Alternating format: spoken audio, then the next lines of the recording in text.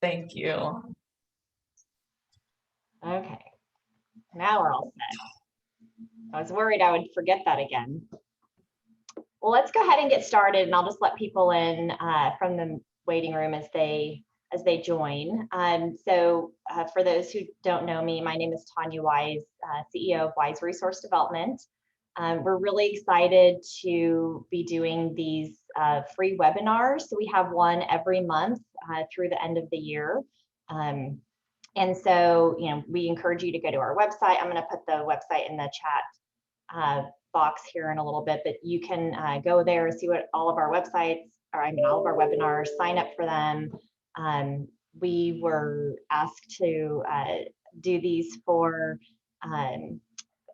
by Dr. Francois Booker Drew at State Fair of Texas, and to help support the South Dallas Employment Project participants and partners. And so, but we've opened these up so they're available to everybody who wants to participate. So we're really excited, and we have some fun topics for you, I think. So I just wanted to welcome you. I want to turn it quickly over to Heather Quinn. Heather is one of our strategy partners, and she has an incredible depth of knowledge and experience with stewardship and individual giving programs. And so she's going to share some tips and tricks with you today. So at that, I'm going to turn it over to Heather. And welcome. Thanks, Tanya. And yeah, while I get started and talk a little bit about Wise, I'd love if everyone could drop their name and their title and their organization in the chat so we can see who's here today, maybe do a little networking if we feel like it. But yeah, go ahead and do that so I can see who's here. But if you don't know me, like Tanya mentioned, my name is Heather Quinn and I'm a strategy partner at Wise. And just a little bit about Wise, we're a team made up of fundraising professionals with a breadth and depth of experience working at all different sizes and shapes of nonprofits. We really are an extension of your team, and we really pride ourselves on custom strategies to meet your needs.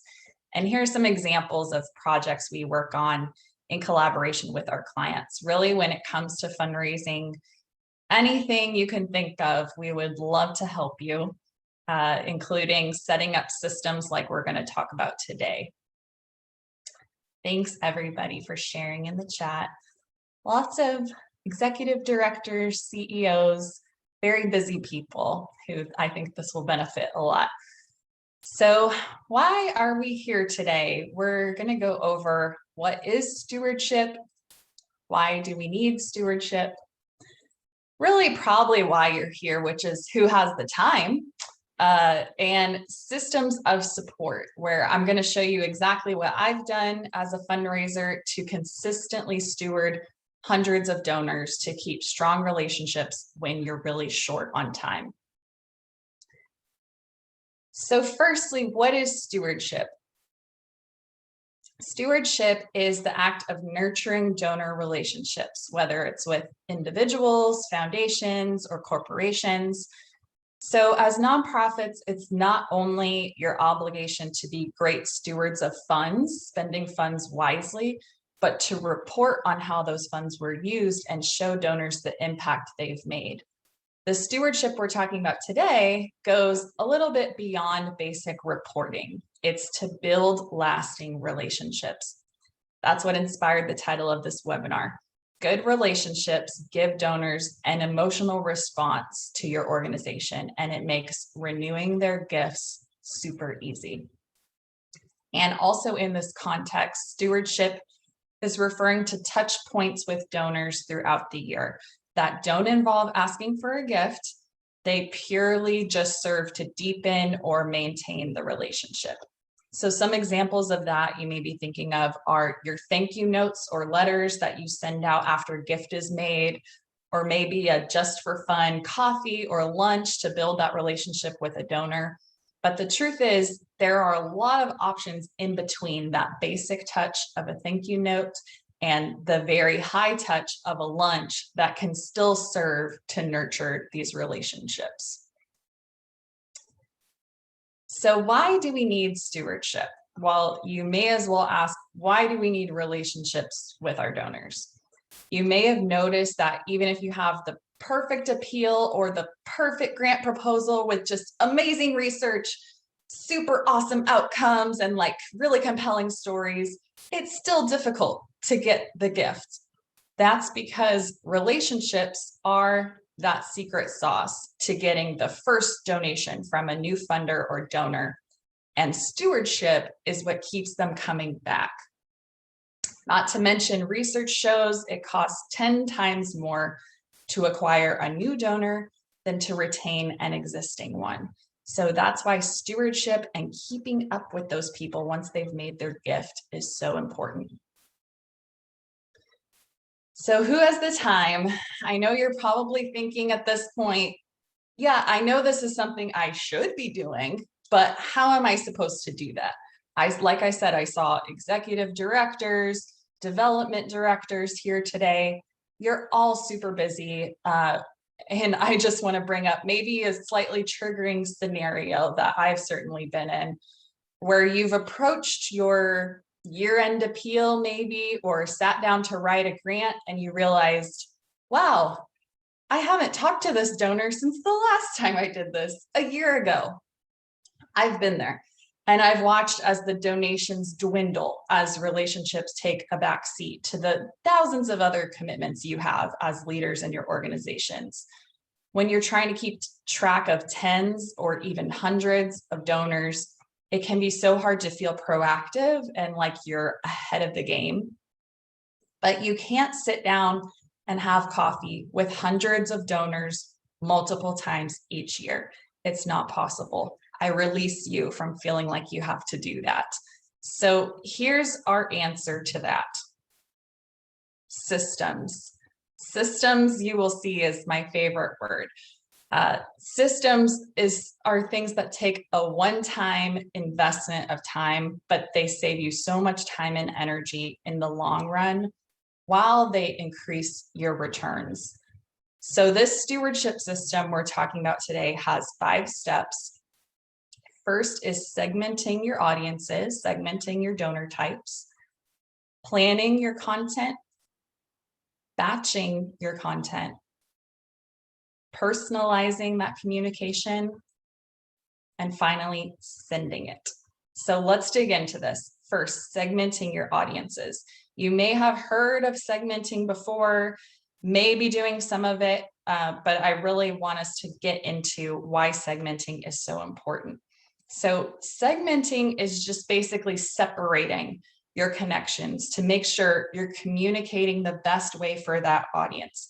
Like imagine if you were a school, your communication with parents is not going to be the same as your communication with teachers. They need different information. They're interested in different information. So in this case, at your nonprofit, your communication with foundations won't be the same as your communication with individuals. And depending on your different donor audiences, you may have a handful of segment groups. And here are some examples. So first, foundations. Institutional funders should have their own communication. They may be interested in things like articles that are relevant to your mission or news on any collaboratives you're a part of, some of that more professionalized language. And probably a lot of the foundations who fund you or are prospects for you are interested in some of the same things. So we're going to talk about that soon. Prospects, even prospects who haven't donated to you yet, can be a segment. This way, you know not to include any thank you language because they haven't given yet, but you know you're keeping track of them and continuing to build the relationship after that initial conversation. Individuals, they respond more to that heartstrings communication, and they likely have an emotional attachment of some kind to your organization. They also love being asked for feedback and their input. And some other examples could be corporations or church or faith group donors. And if you have any other ideas that this is sparking for you for other unique groups that you could segment for your donors, please share them in the chat while we just get our creative juices flowing. Seeing these examples laid out and hopefully some others coming in, you can see how important it is to segment, to know the right message is reaching the right donor. Speaking to these donors in a way that's most resonant with them will serve your relationship. Even if you just stopped here and made sure you never send a mass email designed to reach everyone ever again. This is the way that you will have the most compelling communication with that person, and that they're most likely to actually read it and pay attention to it. So, and also once you've segmented, make sure to mark those donors with their segment in your donor database if you have one. This will make it easy to pull a list later to send communication to the right people. Yes, thank you, Zara. Faith-based, they definitely want a different kind of communication than the biggest foundation in Dallas. You couldn't send a mass email to the local church and I don't want to name drop anyone, but a big foundation, and expect them to have the same kind of response. Perfect. So once you've segmented, it's easy to come up with some ideas for content that these segments might be interested in receiving from you, either as a conversation starter or just as an organization update.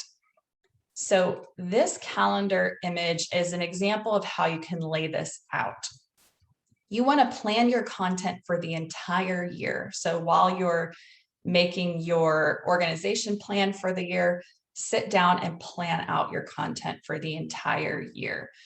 It ensures you know where you're going, you're communicating with your donors regularly throughout the year, so you don't have the when's the last time I talked to them moment.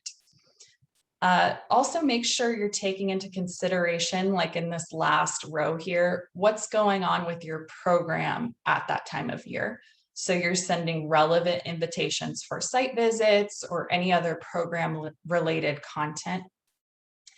And while I read out these examples of some stewardship topics you could be sharing, I'd love if you put in the chat some ideas that are relevant to your program, like if you work at an education organization, an impact story about a student who's been transformed by the program. So here's some examples in my little sample calendar here. Donor surveys are an awesome piece of content for individuals. And it's useful for your organization to get that feedback. Like I mentioned, an impact story of a client who was recently impacted by the program. Value add article was something I put in here for foundations or other institutional funders. This is just an article that's related to your mission, but doesn't necessarily have to be about your organization. That's a great piece of content to send to a funder to just say, thought you might be interested in this. Think about what you would like to receive with someone you have a connection with. You don't want your friends to always be asking you for something or talking about themselves all the time. A value add article is a really cool, different way to reach out to a foundation. You may want to start a quarterly donor newsletter for your individual donors. Even your holiday cards fit into this plan, anything that's a touch with a donor.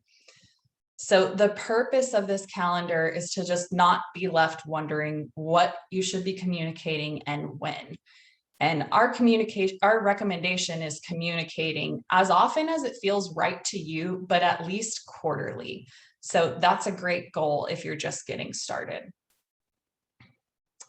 And again, even if you just stopped here, you're already being so much more intentional about consistent communication with your donors.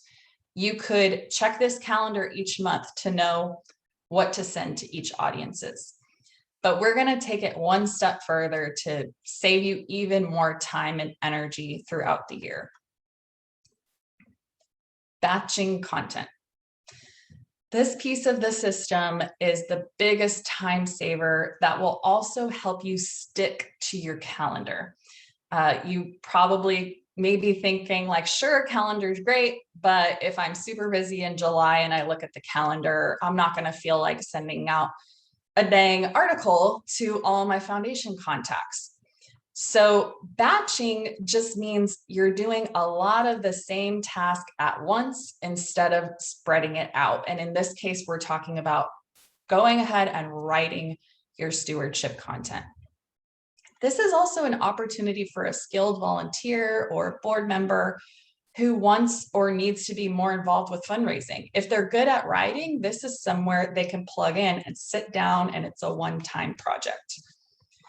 If you have downtime during the year, or like if you know you're typically slower in the summer or slower in the winter, that's the best time to batch content. So now that you have your topics laid out in the calendar, you're going to sit down and write each piece as a personal email from you or the relevant person, like if you're writing on behalf of your executive director, a personal email from you to the donor. A good rule of thumb is to keep the email short and sweet and easy to read. That makes it the easiest for the recipient to say yes, either say yes to reading it, responding to it, just engaging with that note. So here's an example of sharing an impact story over email with length and formatting that would be easy to read for a donor. The story itself in this middle part in the bolded italicized section is only a couple sentences, and it has a little bit of context. You know, hey, I heard this story the other day. I really wanted to share it. This is the awesome stuff that you're making possible. If you want to go visit this particular school, which is the example here, please let me know. You know, it's a very soft call to action. You're not asking for anything. Really makes the donor feel like you just thought of them. And guess what? This story could be from a couple years ago, but we're sitting down and writing it now. So you have the content ready to go. Not everything in the calendar will be in email. For example, if you want to start a newsletter or you have a holiday card, but everything that could be written in this evergreen way, which just means it's not time sensitive, it'll be relevant anytime you share it, you can write that ahead of time, or you can have a volunteer write it. You can write these in a Word document or a Google Doc and save them till they're ready to go. And as I keep mentioning, this is a great opportunity for a volunteer to plug in too if they're a talented writer. It's also an educational opportunity for anyone who needs to see if you're working on building that culture of philanthropy. Fundraising isn't just all about asking for money. This is fundraising too. So it's a great opportunity for maybe a board member, development committee member to see the other aspects of fundraising besides just direct face-to-face asks. So now you have a bunch of Word documents with emails in them, and that's your stewardship for the entire year. Let's stop and think about how freeing that is. So during your downtime, or you had a volunteer work on it as a project, all of your stewardship is now done. But you may be thinking, okay, I have an email in a Word document, but I have a list of 15 foundations I want to send this to. This is where I'm going to get into some technical stuff. So if it's, you know, just confusing, I can totally walk you through this separately if you really want to learn. But you can personalize these emails in the Word document. So it'll be personalized to look like it's a personal email coming from you from your email account. So don't just drop it into Constant Contact or MailChimp and blast it out. This will look like you sat down and wrote them an email. That gives you the highest chance of the person reading it. Using this technique, I've even had prospects respond to my email and start conversations and eventually results in a gift. That's unheard of to me, a total prospect actually responding to an email. Personal emails have a greater chance of engagement. So you don't have to copy and paste it 100 times either into separate emails to personalize these.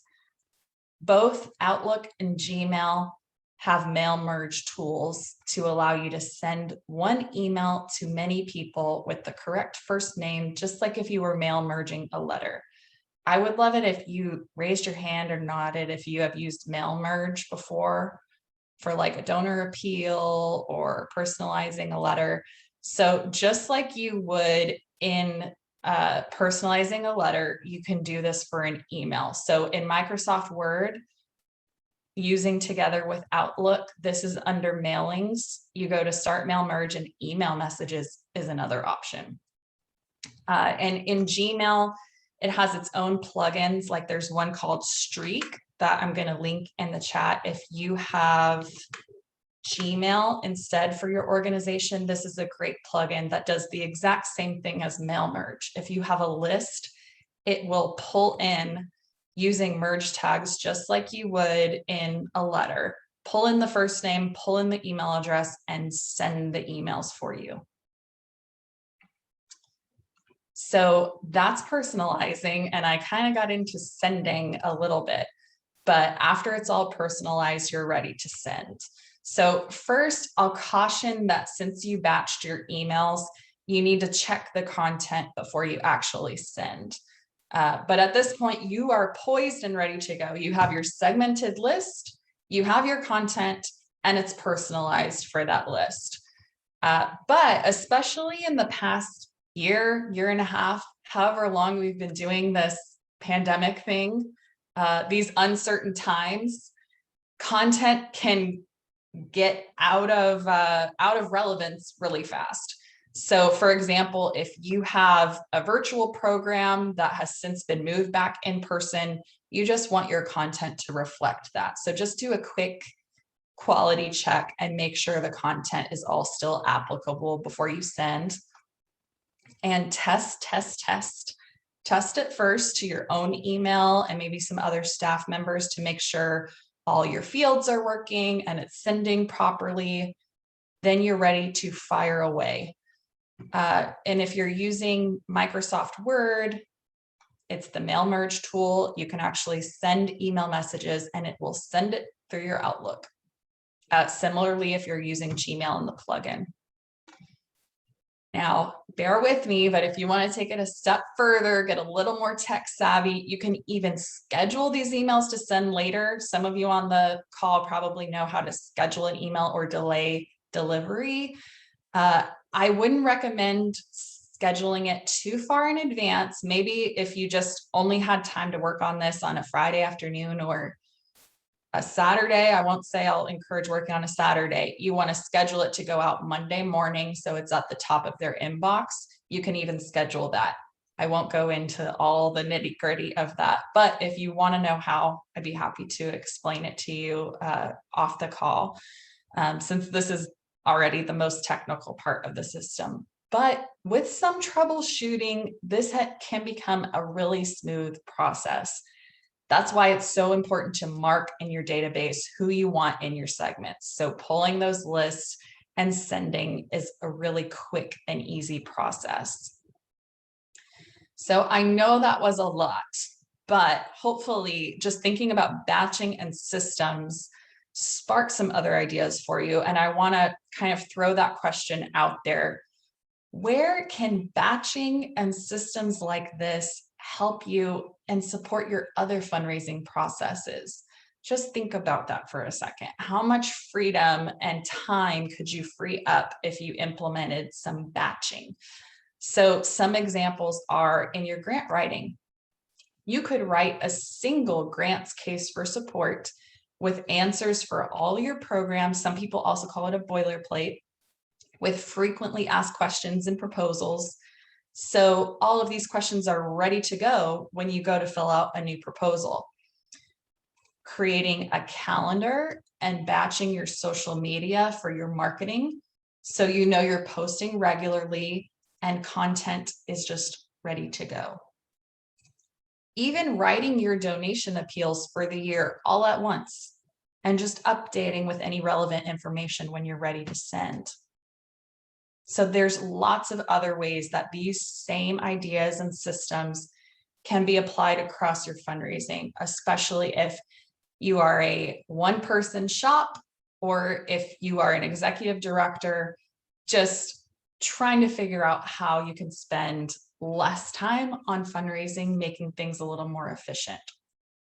So just to recap our system here, you want to segment your audiences, having those specific messages for the right people. Plan your content in advance. On a day you're feeling really creative and want to do something like this, because we all know those days that you don't want to do something like this, but when the mood strikes you, you can plan for the entire year, batching your content or getting a volunteer to do this. And like Tanya mentioned, we have clients who take work retreats where they take 1 to 2 days to take care of big projects like this. You could do this at the same time as a lot of other projects.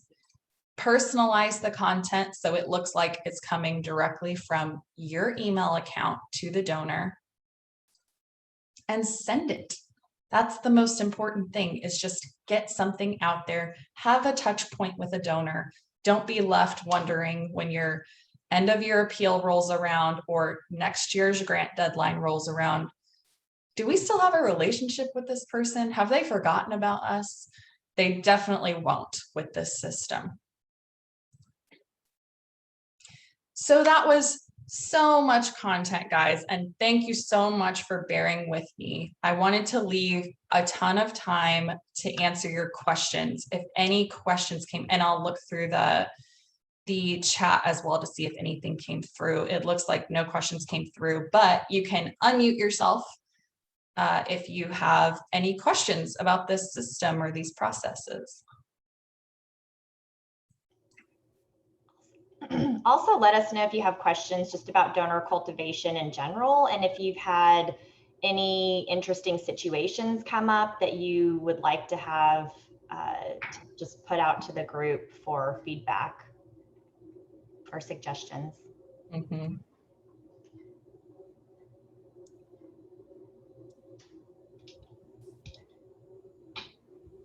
Hey, good morning. This is Laura Freeland. I'm with the Inland Port Transportation Management Association.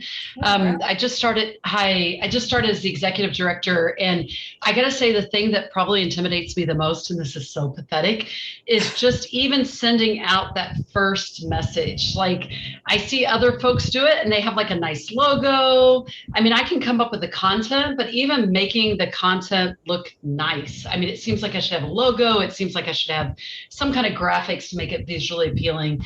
I think I'm at the point where it's like, stop obsessing and just send it out as an email only. But I'm just curious if you've seen what's an easy way to add a little bit of logo to make it more visually appealing.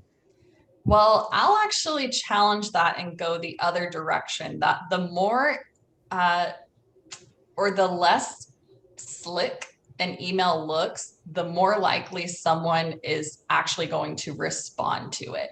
So I would say you have everything you need. You said you're great at writing it. That's all you need. If it looks like a personal email from you, people are more likely to respond. And if you're talking about like the initial trying to get a phone call or an initial meeting with someone, I'll go back to my point of make it as easy as possible to say yes. So if you're looking for a phone call, keep it super brief, offer specific times for the call, and ask, make the ask, whatever that is, asking for a phone call, asking for coffee. Make it as easy as possible to say yes. But yeah, I would say don't worry about it looking super slick and flashy. Actually, to build this relationship, it just needs to feel personal from you. And you want to get to know this person, get to know their motivations, whether it's a foundation or an individual donor. And I like it. Thank you. I want to piggyback on that too, because Laura, if you're also referring to like a newsletter that you want to send out on a monthly or quarterly basis, I would really encourage you to talk to a designer to just design a template for you that you can use in like MailChimp or Constant Contact. And that can be really pretty inexpensive. And then once you get your template set up, then you have that to use over and over again. And I'm a big fan of, I get that we're all, we come from small nonprofits, so we're real scrappy too, and we know how to use Canva and, stretch our personal design skills. But I do think that, small investment in somebody's skills where that's what they do and they do that really well is going to save you a lot of heartache and time. So I would encourage, if you're thinking of, having templates for newsletters like that. I like it. Both of those answers. Thank you. Yeah, that's a great question. Did you see, Heather, the question from Michelle about examples of important donor survey questions? Sure. So I would say the most important is, why do you give? Why do you give to this organization? That'll give you so much useful information, especially if, you're offering them to identify themselves in the survey. That will bring you so much closer in relationship with that donor to understand their motivation for giving. So that'll just help you customize any other communication you have with them. And even if they're not identifying themselves, if it's anonymous, that gives you good information about your organization's brand. Like, why do individual donors like us? I would say that's the top most important question. If you only did a survey with one question, that's the one I would use. Some other examples are, how did you find out about us? Any questions that would be useful to your branding and marketing, as well as fundraising. Tanya, do you have any other really good questions you would want to ask donors? I just actually want to piggyback on your why do you give question, because that can also help you segment your donors. So if you have several different types of programs, and you find that you can segment your donors into their interest around a specific program, then you can talk to them about what they're most interested in. Yeah, that's great. Like if you were a homeless shelter, but you also have financial coaching, someone really is into financial coaching, segment them that way and communicate them primarily about this area instead of, giving food distribution or the shelter or other programs that aren't right on target. Mary, what are some good subject lines to use? That's a really good question. And I think there's probably a ton of debating research on this. And if you Googled it, you would have so much different information. But I'll go back to my overarching recommendation, which is just to make it look like an email from you. Don't use emojis, don't use exclamation points. Leave that for the marketing emails. This is more about making a connection with the donor, having them feel like you just sat down to reach out to them. So it could be just wanted to share this story with you, something you would really write in your own email. If you were just writing to, I really don't like comparing donors to friends because they're not, but if you were just sitting down and writing to a friend, what would you make the subject line? Or had a question for you, something that feels natural to you. But I would say, yeah, leave the emojis, leave the bunch of punctuation, exclamation points, and just make it a natural subject line. Does that help? I feel like I just kind of dodged your question. No, that helps. I've also been trying, again, in your system, putting their name in it, like, hi, Susan, or, thought you'd want to see this. But I know in the merging world, you can't do that. So I'm trying to find that happy medium of really trying to keep it more personal, but also I want them to open it and not just assume they see my email company name and go, oh yeah, that's just another one of their emails. Yeah, and I want to piggyback on something that Heather said about using the merging as opposed to copying and pasting and trying to reuse content that way. not only is that harder for you and more time consuming, but it opens the risk of more mistakes. So I've had emails sent to me where it says, "Dear Tanya," and then underneath it, it's "Dear Martha," and so I just laugh at that, but you want to just be careful, and that's another reason to use mail merge. Another point that Heather made that I want to reiterate, because I think this is so important, is making this as easy on the reader as possible. So one of our best practices that we use in just working with our clients is giving them the least amount to think about and making it as easy to say yes. So instead of asking them some kind of vague question like, I'd love to meet with you in the next couple of weeks. Can you, is there a time that works for you?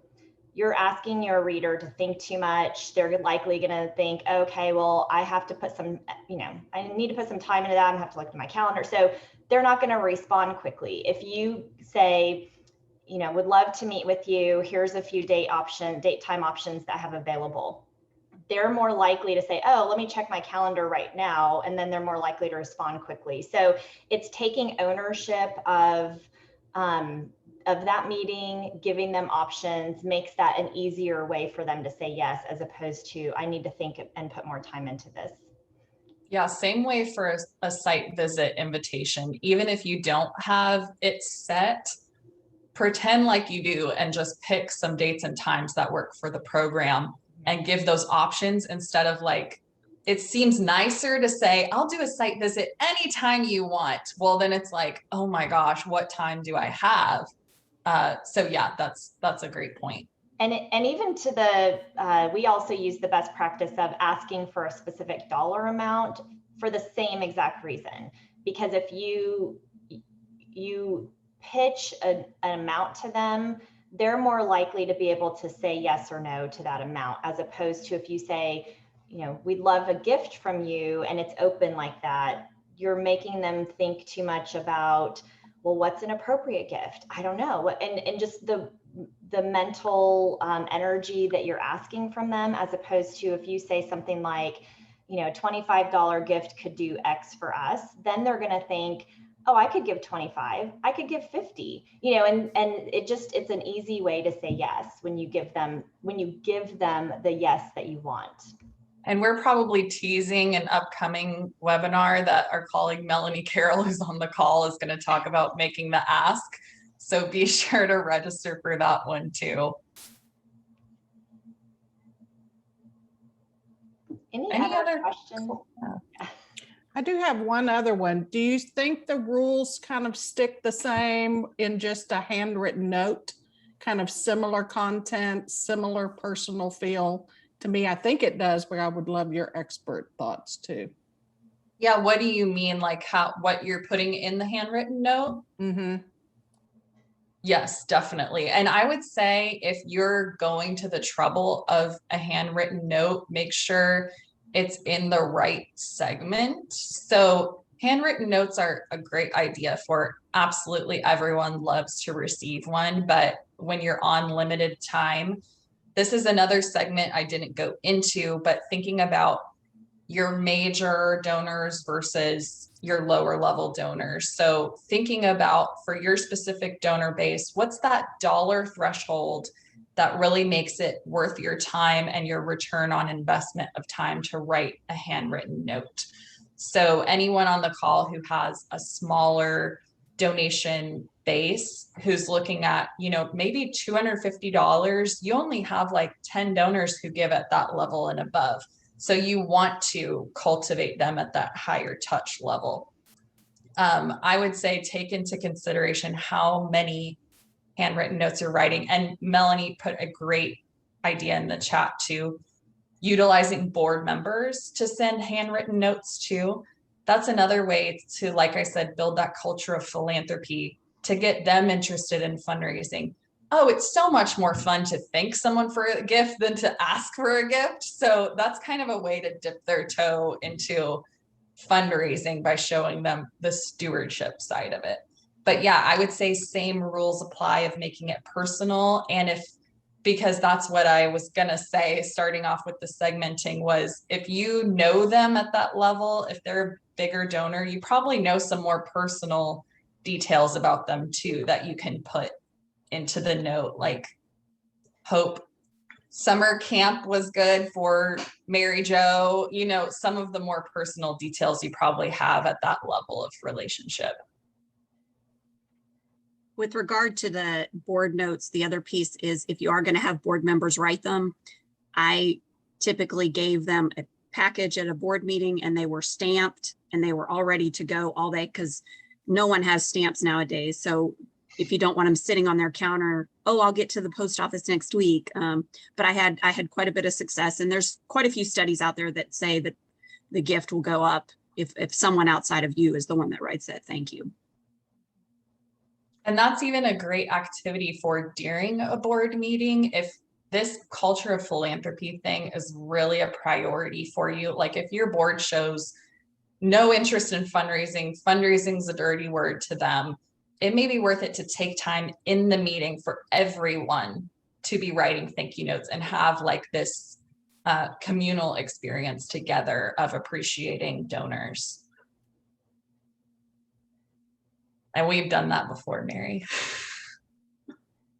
Mary was my former boss, so I feel like she may just be putting me on the spot on purpose. No, you're brilliant. I can always learn from you, Heather, always. Thank you, thank you. Any other questions? And I also wanted to just share at the end, I know it's been at the bottom of our slides, but everyone always has their phone next to them. So if you don't want to miss out on upcoming webinars, we also share tips like this and topics like this in our newsletter. You can just text WISE, W-I-S-E, to 66866, and it's super easy to sign up so you don't miss a webinar. Like I said, we have some really other great topics coming up, especially for small to mid-sized nonprofits who are really limited on time. And yeah, it's a great newsletter. Any other questions? Thanks, Lolita. I just want to say thank you to everybody who took time to be here with us today. Hopefully you found at least one or two good nuggets from this that you can take back to your office working with your donors. And thank you, Heather, for putting this together. Like Heather said, please join our mailing list. Please reach out if there's anything that we can do for you. And we just appreciate everything that you do for our community. So yes, thank you all. Oh, Zara, I can share that to your, well, actually I can share it to the entire group if you want. Yeah, we'll send out the recording and we can share that template. So great. Thank you so much. Y'all have a good rest of the day. Thank you very much. Thank you. Thank you. Bye.